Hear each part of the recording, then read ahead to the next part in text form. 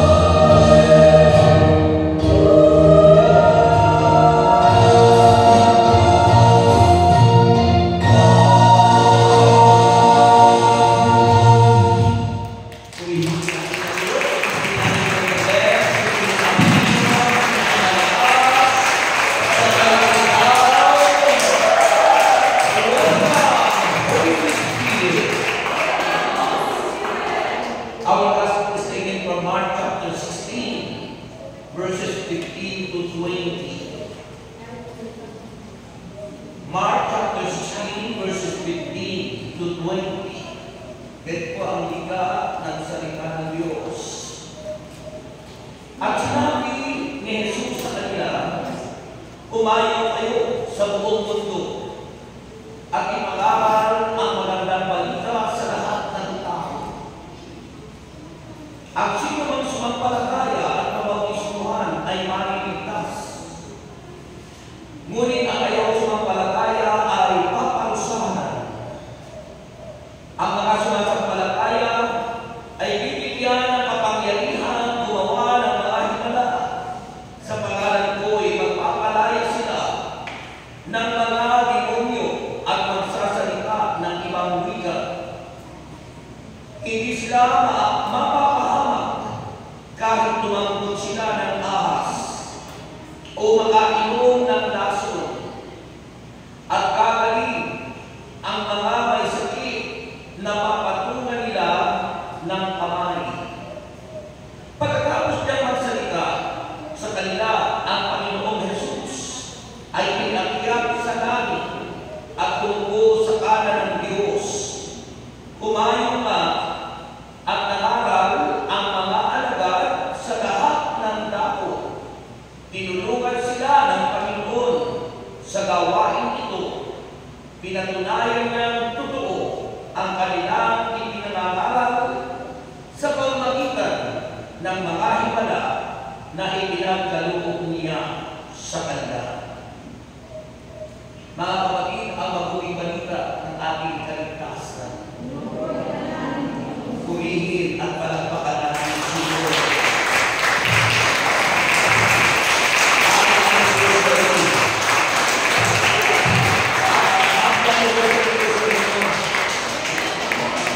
Kaya tayo ng isang masayang awit, ano? Ano kaya masayang awit kung sa pag-awitin?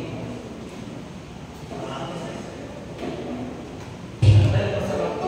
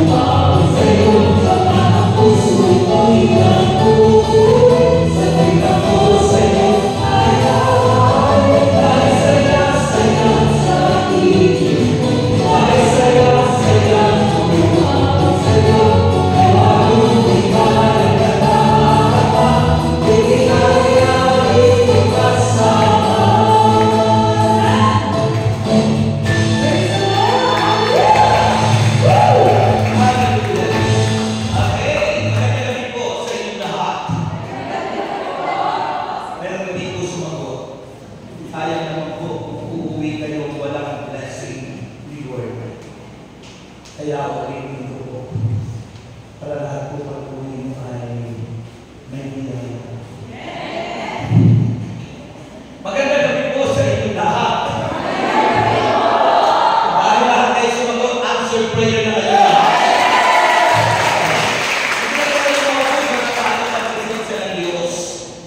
In a wonderful presence of the Holy Spirit. Okay.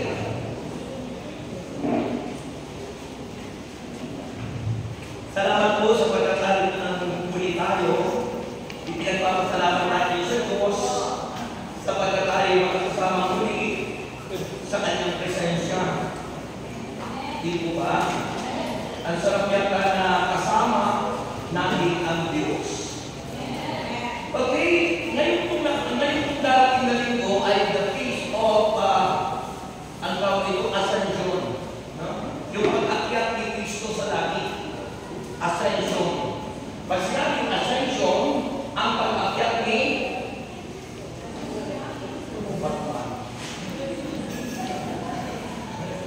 pag-akyat ni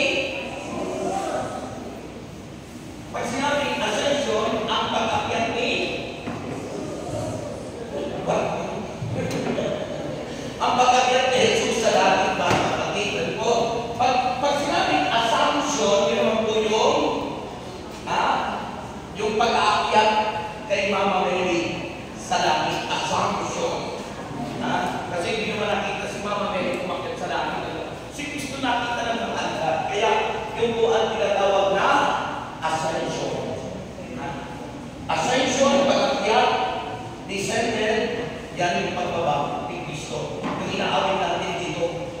No? Ano yung awit na inaawit yan? He came from heaven to earth to show the way. Parang po, yung aaliw sa inyo. Bakit kayo na? Parang po yun.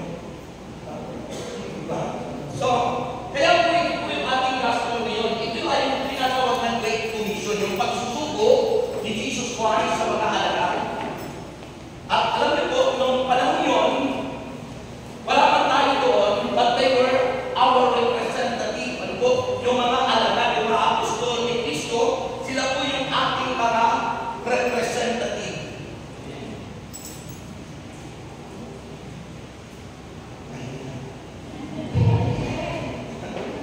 Kasi po yung pagsusuko, yung tinatawag na Great Commissioning, yung para sa lahat ng mga sumasampalataya kay Jesus. In other words, tayo lahat ay may pananagutan sa isa't isa to proclaim the good news of salvation. Naunawa ko yan. Ibig niya naunawa niya ang news. Kasi alam niyo, pagod pa kayo lang sa anniversary. Pero kung si Cristo nasa sa inyong bigay tulo ang pag-ibig niyo sa Panginoon. Nabuhay ng tunay. Okay. So yung po yun, mga kapatid.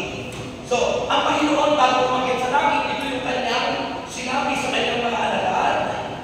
Sabi ko, sinabi sa kanila ni Jesus, humayo kayo sa buong mundo at ipangaral ninyo ang magandang balita sa lahat ng tao. Go and preach the good news to the whole world, mga kapatid. So, ito, natutupad kaya natin.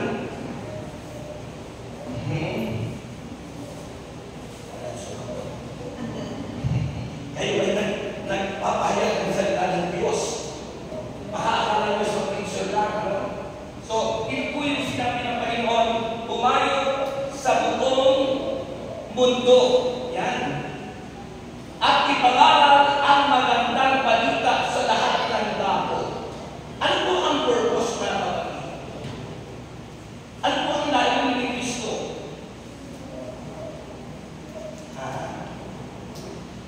Ano po ang layunin ni Jesus Christ? Bakit po sinabi niyo? Kasi nga po siya aakyat na sa langit. Natapos ang kanyang 3 years ministry at sa atin inihahabilin ni Jesus ang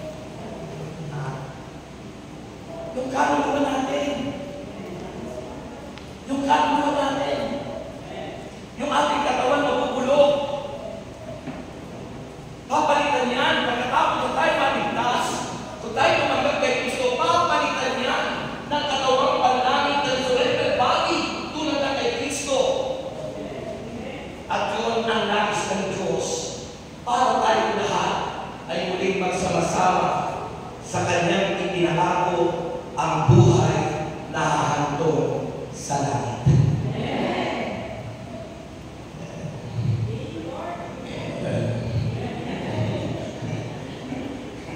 Yung ganun amen para sa mga senior citizen. Hindi pa kayo mga senior. So yung po sinasabi naman ng kasulatan, pag sinabi pong salvation of mankind, ano po ang idea nyo? Ano po ang nasa isip nyo ng kaligtasan ng tao? Ano po? Nagtitake note kayo. Ano po yun? It is the transformation of a person. Transformation of a person or individual, the nature and relationship with God. Yung ating pagkatao, our nature, before we are all sinners, all have sinned and fall short of the glory of God. Sabi ng Romans chapter 3, verse 23, lahat tayo nagkasala. At walang sino magkarapat-dapat sa paningin ng Diyos. Taas ang kamay ng hindi nagkakasala. Lahat po, sa isip, sa salita, sa gawa, walang ginagawa tayo, mabuti man o masama na hindi dumaan sa isip. Lahat ang ginagawa natin, pinagplanuhan natin. Maging kasalanan ay pinagpaplanuhan ng tao. Kaya nagkakasala tayo sa isip, sa salita, at sa gawa. Kaya po, kailangan natin maligtas lahat ang tao. Kaya inuutusan tayo lahat ng Panginoon that go into the whole world and preach the good news. Good news, tandaan nyo, good news, hindi po bad news. Amen. Sabi ko doon sa aking area sa Batangas, every morning pagkagising nyo sa umaga, lahat kayo ay magpupok sa Facebook o ano nga, social media, ng at least one verse ng Biblia to evangelize. Even tayo makarating sa ibang bansa, there is social media. You can go there through that social media. So natutupad yun. Sabi ng Panginoon, go and preach the good news to the whole world. Ay sabi nyo, kakuya natin, wala akong visa, wala akong pera, wala akong sa ibang bansa. There is social media.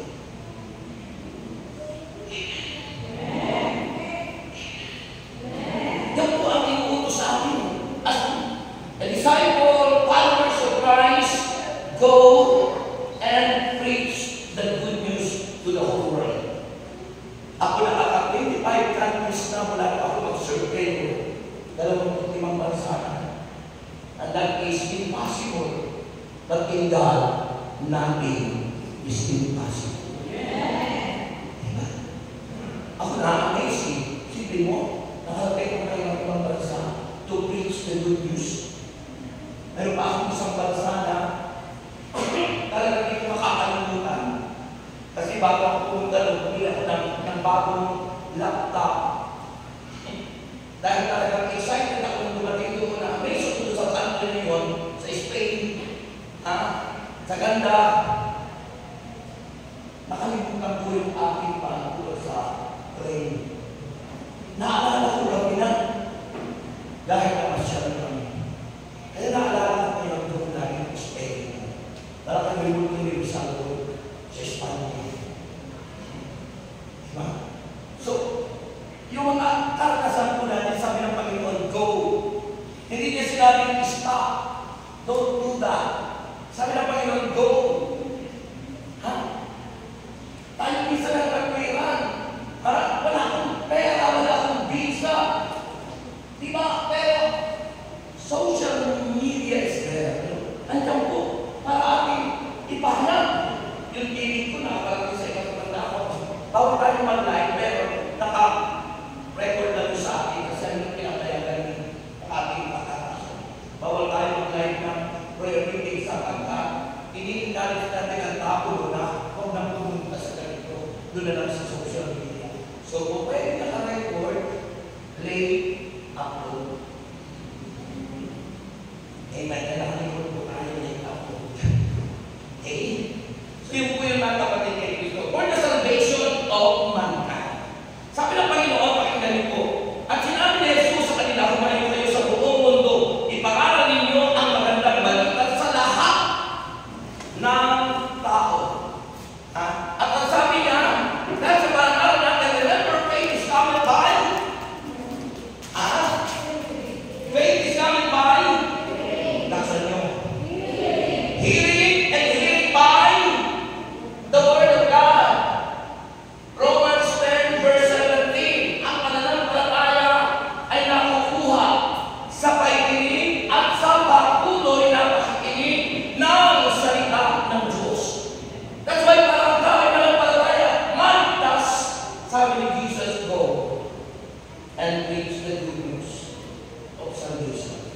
para maligtas ang lahat ng tao. Amen po ba? So yung po yun, kaya po napakalaga nun. Hindi na tayo dapat magtanong pa, bakit kailangan ko magpahayag? Bakit kailangan? Because God wants us to be saved. All mankind must be saved. Kailangan lahat ng tao ay maligtas. At lumalim ang pananampalataya kay Kristo sa pamamagitan ng pakikinig at patuloy na pakikinig ng salita ng Diyos. Amen. Alam niyo, ang tao kaya minsan po ay naliligaw, nagtatamay, kasi po mababaw ang pananampalataya kasi hindi nakikinig ng salita ng Diyos. Ay mahalaga po sa mga mananampalataya kung kahit pinaligtas na, dahil sabi naman ng kasulatan, once you accepted Christ Jesus in your life, you are saved. Ang hirap. Sabi ng sulat sa mga taga-Colosas, iniligtas kayo ni Kristo at inilipat mula sa kagiliman tungo sa kaliwanagan. Iniligtas na tayo. Pero bakit minsan may mga taong parang iniligtas? Parang iniligtas. Bakit? Kasi kulang sa pagkinig, kulang sa pag-aaral, kulang sa pagugulay-gulay, pagpililay, at kulang sa pagsasabuhay ng salita ng Diyos. Di ba ba? Kaya mahalaga po yun. According to the Bible, in Joshua chapter 1 verse 8, di ba? Inutos ni Yahweh. Yun. Ano ang sabi ni Yahweh kay Joshua? Tinatanong ko kayo kasi ilang anniversary na tayo nung ilan na? 35. 31. O, dapat patatalino na kayo, tagapagpuro na lang kayo lahat. Okay. So, ano ang sinabi ni Yahweh kay Joshua sa Joshua chapter 1 verse 8? Sa tulong, at huwag kapiligtaan, basahin, at aklat na yun, ang Biblia, dinidirihin mo yun, araw-araw. Gabi, kung isipin mo, araw at gabi ay kailangan natin pagnilayan ang salita ng Diyos. Upang ang lahat ng nasusulat doon ay malaman natin at may sabuhay po natin. Sa gayon, sabi ng pangako ng Diyos, sa gayon, gininhawa ka at magtatagumpay. Wala pala secret ang success. Ang success na ay Jesus. Ang success nasa pagsasabuhay ng salita ng Diyos. Amen! Kasi sa mga pag-aaral sa salesmanship, pagdang sa sales ka, mayroong mga pinatawag na secret of success, mga books na pinag-aaralan. Pero ang maganda, powerful ang salita ng Diyos. Kaya kayo ng mga businessman, di ba? May fellowship din sila. Business pa ng fellowship. Dahil kinukunik nila ang kanilang negosyo sa salita ng Diyos. Sa pagkatalaman natin na ang salita ng Diyos hindi lang nagliligtas, kundi dahilan para tayo lahat ay magtagumpay. Hallelujah to the Lamb forever. Amen. Sino gusto magtagumpay? Parang napay-pay kayo. Sino gusto magtagumpay? Amen. Yun ang secret. Yun ang inilantad ng Biblia. Joshua. Ano yan? Kaya parang wala siya. Pindot ba? Tumagol ka. Hindi ba? Joshua chapter 1 verse 8. Yan, tandaan mo po yun. So, pag tayo po iniligtas na ng Panginoon, our focus, ang ating pong bukod, nakatuon tayo sa salita ng Diyos. Sa salita ng Diyos. Actually, si Jesus Christ po, siya mismo nag-uutos sa atin na mag-aaral ng salita ng Diyos, di ba? Sabi ng Mateo 11:28, lumapit kayo sa akin dahil lahat na napapagod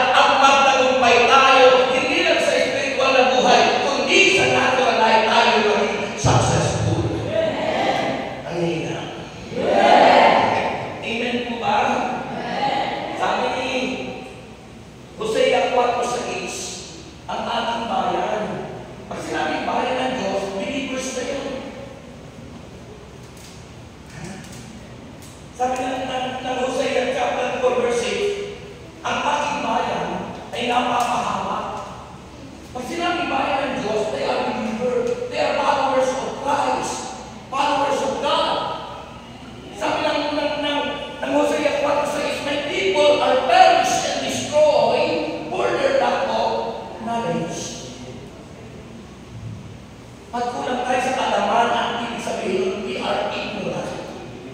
Pag sinabing ignorant, walang alam. Ang pinakamatindi, masakit pakinggan, buo tayo sa salita ng Diyos. Diba? Sabi natin, sabihin tayo, mga buo tayo. Kaya gusto ng Diyos na tayong lahat ay matuto ng salita ng Diyos. That is the evidence that you are truly saved. Ang tunay na ebidensya na ikay ligtas, alam mo ang salita ng Diyos at isinasabuhay natin ang salita ng Diyos. Purihin ang Amen. Ayaw kasi mga kapatid ko na sanay na hindi nagbabasa ng Biblia. Yun ang ibang mga kapatid na gusto pahihingi ng Biblia. Nakakabili ng mamahaling cellphone, pero yung Biblia hindi nila mabili. Gusto hingi pa. Diba? Gusto hingi. Tanda ako nang bigyan ng Biblia.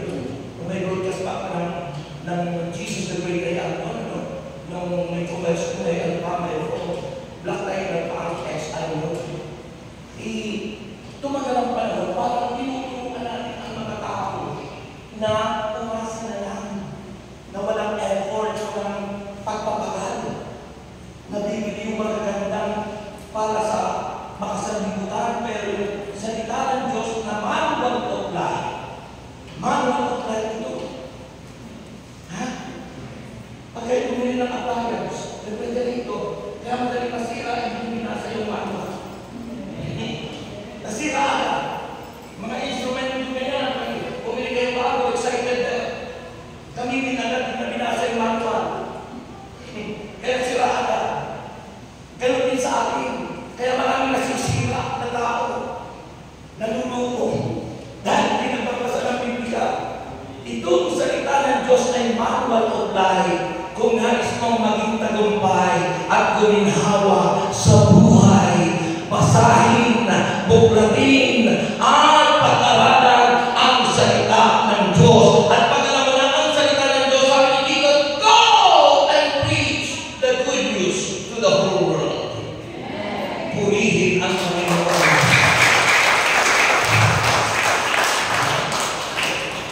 Nag-share na ba kayo ng salita ng Diyos? Kung ano kayo tawagin ang Panginoon? Ha? Kung lagi na hindi mag-dismiss lang. Ang tawag doon yung mag-dismiss na yun, Marites. Diba? Yung pinukutos sa atin ay go and preach. Kumayo-mayo ang ipahayag natin ang mabuting balita para sa kaligtasan natin lahat at kaligtasan ng ating mga kapatid. Ganun ang may malasakit. Ganun ang mga tinatawag na Catholic Christian. Ano po ba ang ibig sabihin ng Catholic? Katholo. Ano ba ang ibig sabihin ng Katholo? Universal. Kaya maraming Katoliko na natatali sa iba kasi hindi inaalam. Ano ba ang pangalan ng simbahan? Hindi natali ni Cristo. One, Holy, Catholic, Apostolic Church. Bakit banal? Sapagkat banal ang nagtayo si Cristo. Hindi tao. Yan. Kaya bakit Catholic means universal? Pagkalahatan. Si Cristo yung pagkalahatan. Bakit mo mga mananampalataya? Pagkalahatan natin. Pagkalahatan tayo. Ang buhay natin para sa lahat. Kaya nga kung tayo luto sa ni Cristo, go and preach the good news of salvation. Sapagkat ikaw ay hindi para sa sarili mo lang. Ikaw ay para sa lahat. Para maligtas ang lahat ng maraming na. Amen po ba? That is your duty, that is your responsibility. Yun yung inaawit natin sa ating pananampalataya. Walang sino man ang nabubuhay para sa sarili lamang. Walang sino man ang nabubuhay para sa sarili lamang. Tayong lahat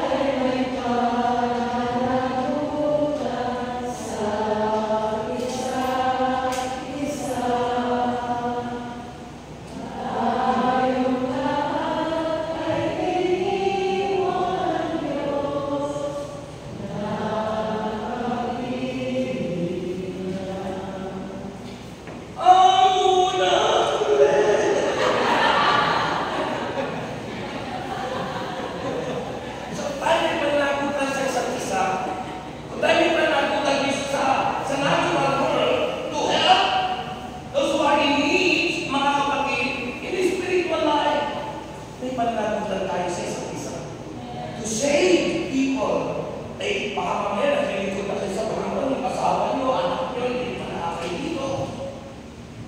At saka, ang hirap yata ng ako may kilalang pamilya, iba-iba ang relihiyon, iba-iba ang sakta. Hindi sila kakaisa sa isang bahay. Ang hirap po ng gano'n, mga kapatid. And being a family, being the head of the family, kailangan yung responsibility na dapat po natin naaakay sa tumpa at ang pananampalataya ang ating mga pamilya. Dahil ang mahirap kapag iba-iba, utos ng Diyos yan, according to sa ipon, huwag tayo makikisama, makikipamatok sa di mo kaisa sa pananampalataya. Sa ibang mga sekta, hindi ka pwedeng magpakasal kapag hindi mo ka religion. Hindi din ka inaan sa atin dahil nasa sa Biblia yun, hindi pwede makipamatok sa hindi mo kapananampalataya. Ibig sabihin, makikipamatok yung ikay makikipag-isa o makikipag-asawa sa hindi mo ka pananampalataya. Kasi magiging magulo ang inyong pagsasama. Ang hihingan. Amen po ba? So yung po yun ang purpose na kapatid kay Kristo. Next po, sabi ng para ng kasulatan, para kapatid kay Kristo, the salvation of mankind, the transformation of persons, individual nature and relationship with God, it is the result of repentance. Sabi niyo, repentance. Repentance and faith in the atoning death of Jesus Christ on the cross of Calvary. Ano po ba ibig sabihin ng repentance? Sabi ng metanoia, ang metanoia is to change our mind, magbago yung isip, to change our heart, and to change our action. Yung mga ginagawa natin noong hindi pa tayo ligtas ay dapat maging iba na. Yung dapat iniisip natin hindi tama ay dapat magbago na. Change of mind, change of heart, and change of action. Kasama na doon yung karakter natin. Mga kapatid, yun ang tunay na purpose para kayo natin lahat at makita yung tunay na paghahari ng Diyos sa ating buhay. Hindi ba naman sabihin natin na ang Diyos ay suma sa atin, pero ginagawa natin ang iwas.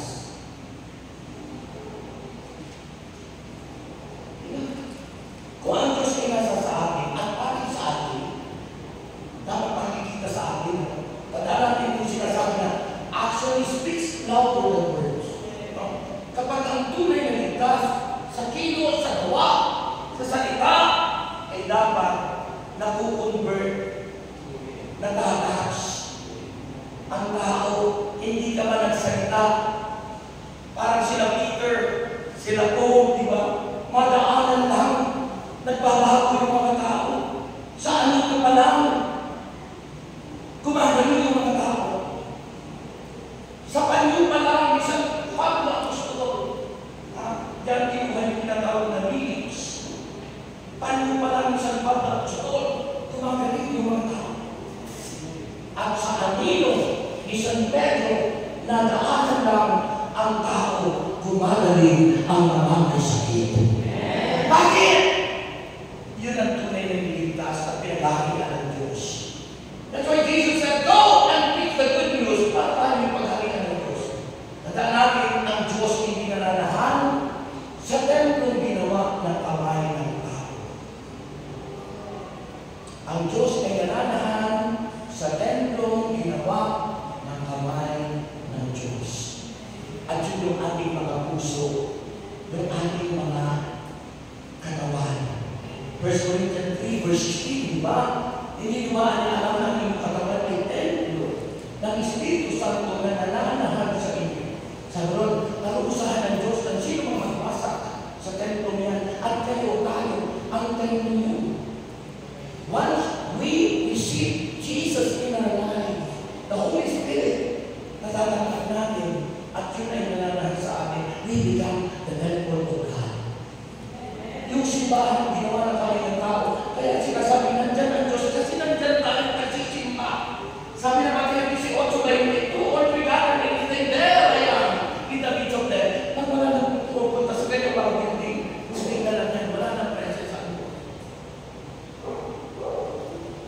Kaya nakatawag na simbahan sapagkat may mga sumasamba at nag-uusap sa pangalan ni Jesus.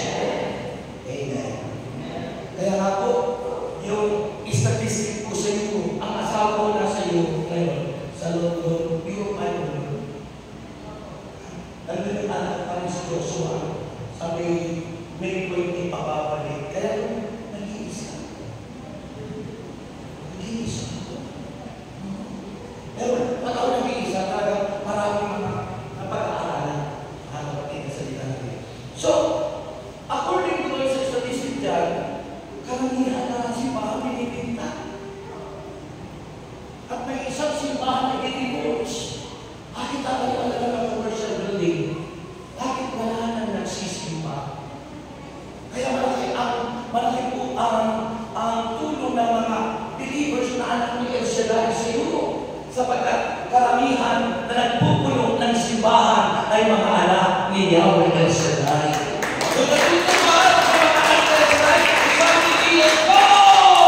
And preach the good news to the whole world. Ayun mga kapatid, mga kaibigan. Kaya yun po ang mahalaga. Tandaan nyo, para sa kaligtasan natin lahat. The next is the nature of salvation. Ano po ba ang nature ng salvation? The change in the relationship between God and a person. Para kapatid, yung po adoption na tinatawag. Hindi lahat po tayo anak ng Diyos. Tandaan nyo po yan. Nagiging anak ng tayo ng Diyos kung tayo sa pampalataya at tumanggap na natin kay Kristo. Sa John chapter 1 verse 12, sila lamang na natin sa pampalataya kay Kristo ang nagiging mga anak ng Diyos. Kaya tayo nagiging mga magkakapatid. We are adopted children of God. Nagiging natin kapatid si Kristo.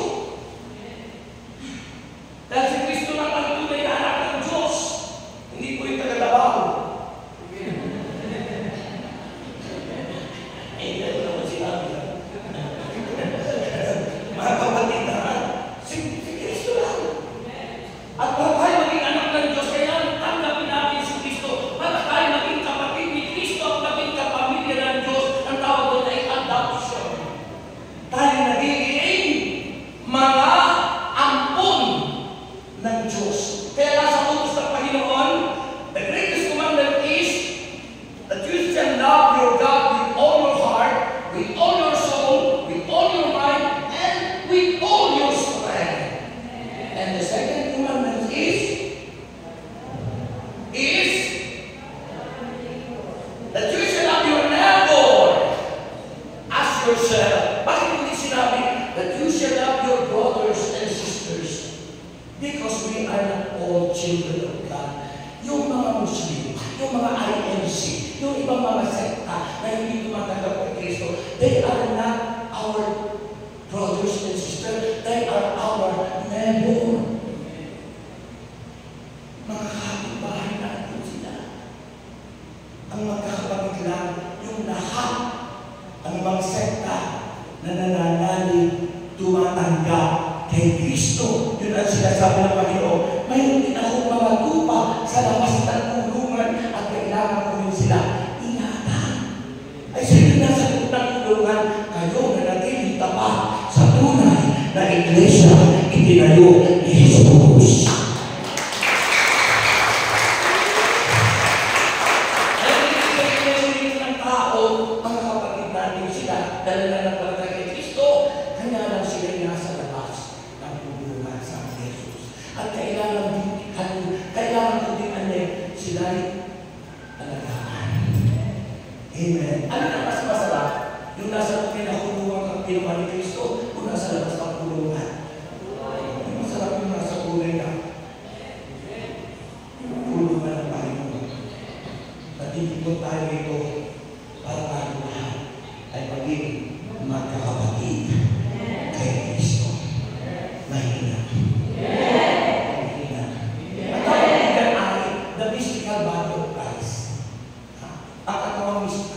Ni Kristo, hindi lang ang Katoliko, kundi lahat ng sumasampalataya kay Jesus. They are the body of Christ.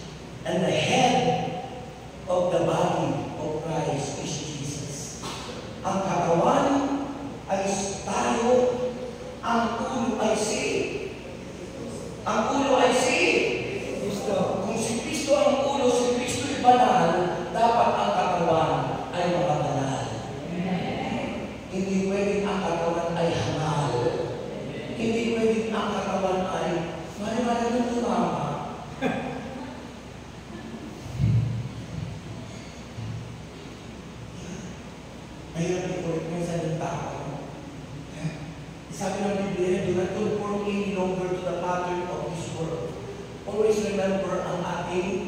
supplier for all we need is Jesus.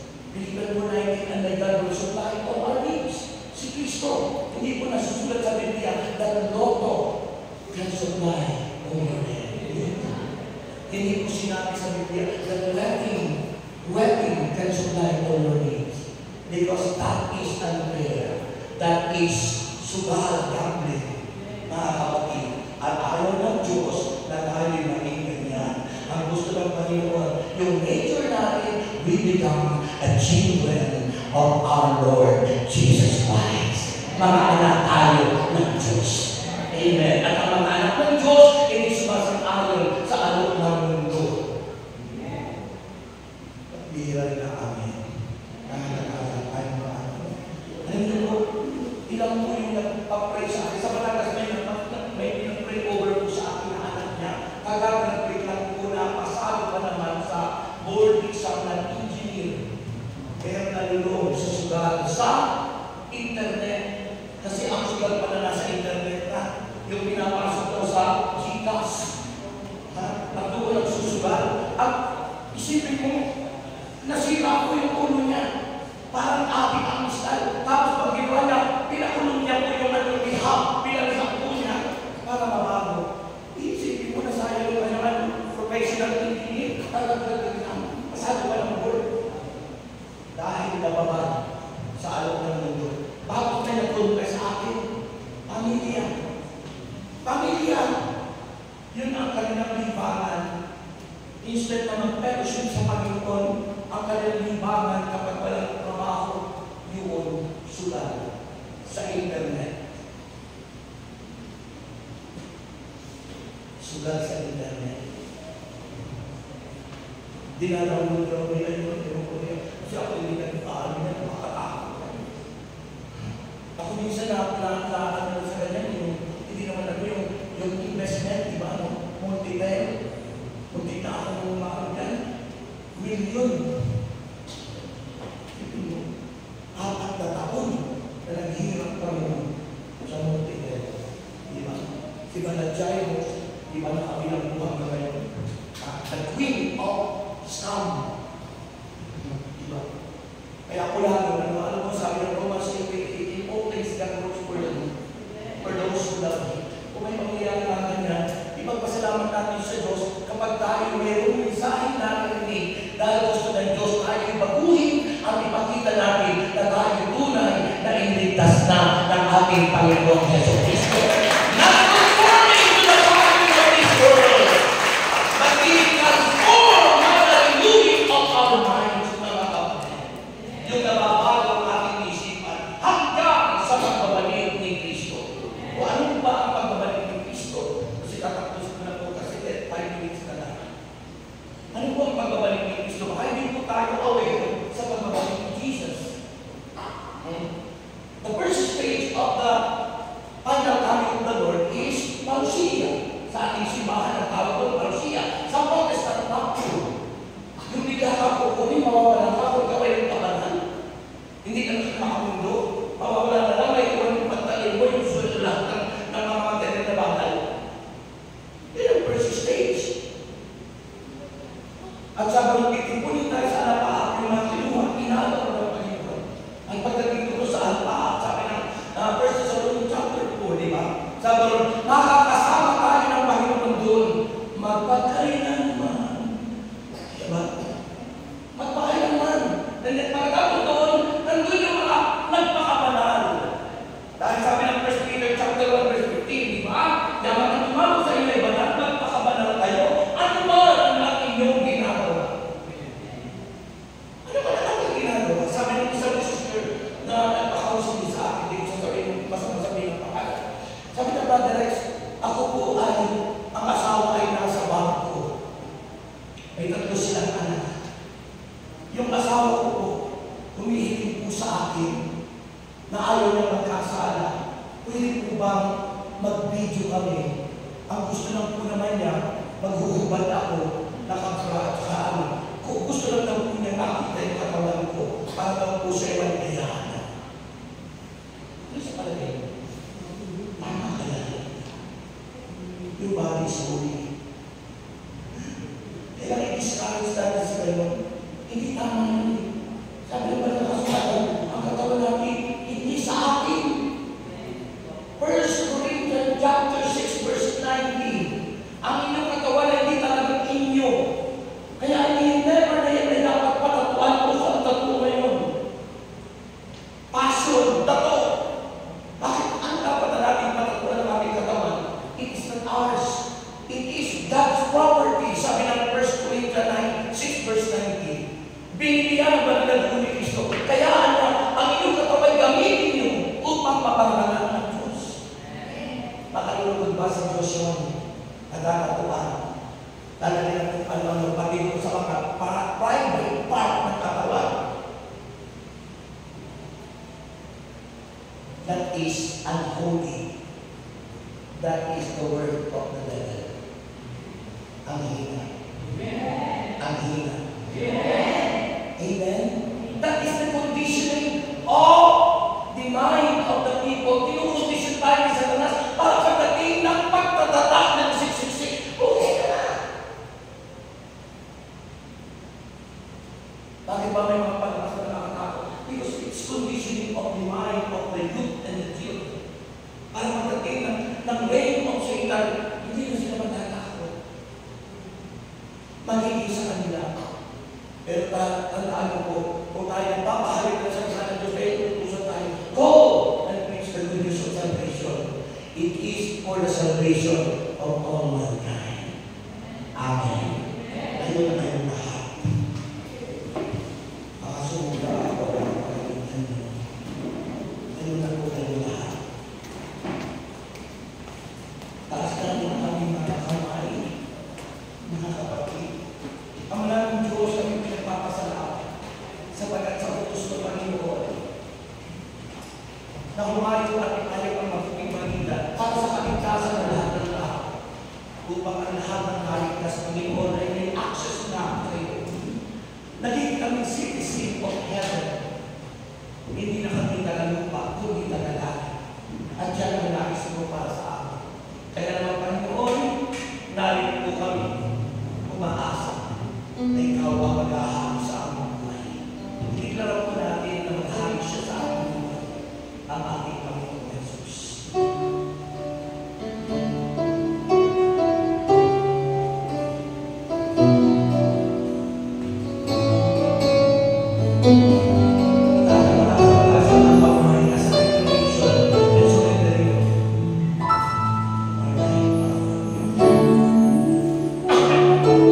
Yes,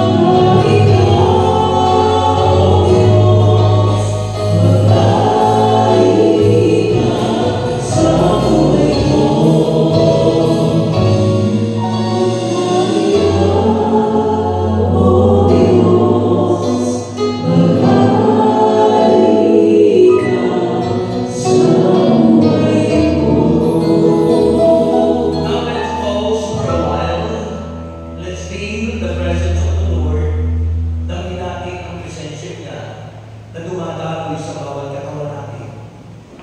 Hinahapos tayo lahat. And I pray and I claim the healing power. Ano ang sakit, ano ang karamdaman, ang salita ng Diyos ay nagpapagaling. That's why it's called healing message. Kung kayo nakinig, anumang mensahe, isang salita lamang na inyong maiuwi, binagaling na kayo ng Panginoon. Ama namin Diyos, basbasan ang lahat ng aming mga kapatid at Ama, sinasabay ko lahat ng uri ng sakit, karamdaman at anumang po Panginoon ang kilos ng kaaway naging sa aming mga tahanan. Sinasabay ko, tinatagoy ko sa akong pinipero in Jesus Christ's name. And I thank Lord God, healing and deliverance ang kagaling at inagdas namin na kami lahat ay pinagaling ko na through the power of the Word, Lord God. We pray in Jesus' name and everybody say Amen. Itaas ko ang lahat ng prayer requests at lahat ng inyong daladalahan para makaspasan ni Lord. Punuin ng Diyos ng biyaya ang inyong mga sisimpan. Ama namin Diyos, pagpasan ang mga bagay na ito, Panyong asin ng Isbibira po atin, dahil Pastor, Papeles, at lahat ng ating mga prayer requests inangkihan ko namin, kami lahat ay answered prayer na. And Lord, ang aming mga alay at handog, pangako mo, Panginoon, ito'y ibabalik sa amin. Sa anumang paraan, Lord God, inangkin ko namin ito as an expression of love for you. We thank you so much. We bring back all the glory, all our praises and thanks. In Jesus' name we pray. Ibaba ko lang ang lahat and let us give thanks with a grateful heart. Hallelujah. Inuulit na namin ang mga prayer requests. Salamat natin ang Diyos.